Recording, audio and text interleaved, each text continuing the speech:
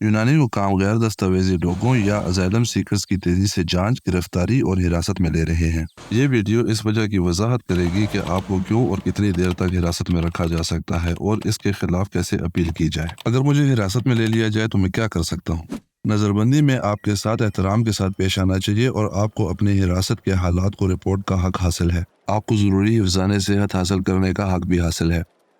अगर आपको सेहत के मुताल्लिक कोई मसला है तो बराए करम पुलिस को मुतला करें और मखसूस इलाज या दवा के लिए पूछें। बदकिस्मती से हिरासती मराकज़ में तिब्बी और नफ्सियाती मदद महदूद है और इस बात की ज़मानत नहीं कि आपको मतलूबा इलाज मिलेगा।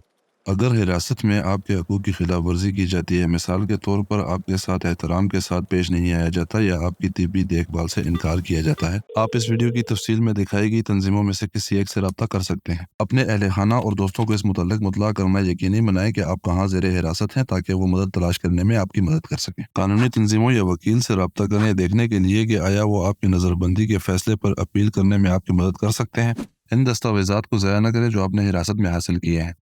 इनकी वाज़ेह तस्वीर लें ताकि यकीनी बनाया जा सके कि असली दस्तावेज़ गुम होने की सूरत में आपके पास बैकअप मौजूद है। आपको हिरासत में पनाह का दावा करने का हक हासिल है और अगर आप असाइलम सर्विस के साथ अपना दावा रजिस्टर करना चाहते हैं तो आपको पुलिस को मुतला करना चाहिए।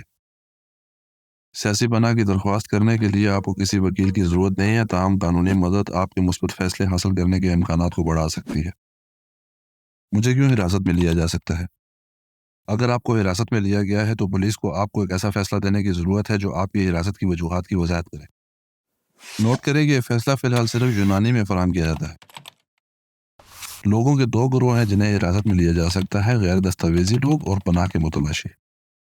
गैर दस्तावेजी लोग, अगर आपके पास यूनान में रहने की इजाज़त देने वाले कोई दस्तावेज़ात नहीं हैं, जैसे कि पनाह का मुतलाशी कार्ड या रिहायशी इजाज़तनामा, पुलिस फ़ैसला जारी कर सकती है कि आपको यूनान छोड़ना पड़ेगा।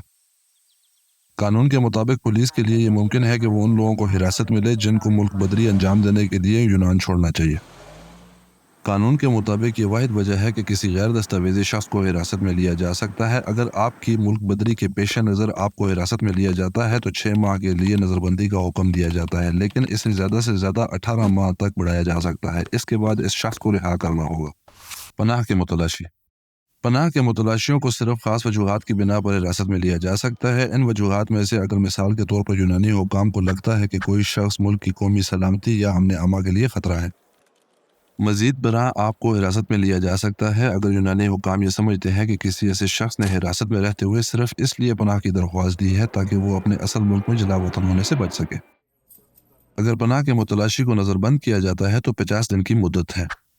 हर 50 दिन बाद हिरासती अथॉरिटी को ये देखने के लिए एक नया जायज़ा लेने की ज़रूरत है कि आया नज़रबंदी को अब भी जायज़ करार दिया जा सकता है और हिरासत में ज़्यादा से ज़्यादा 18 माह की तोसी की जा सकती है।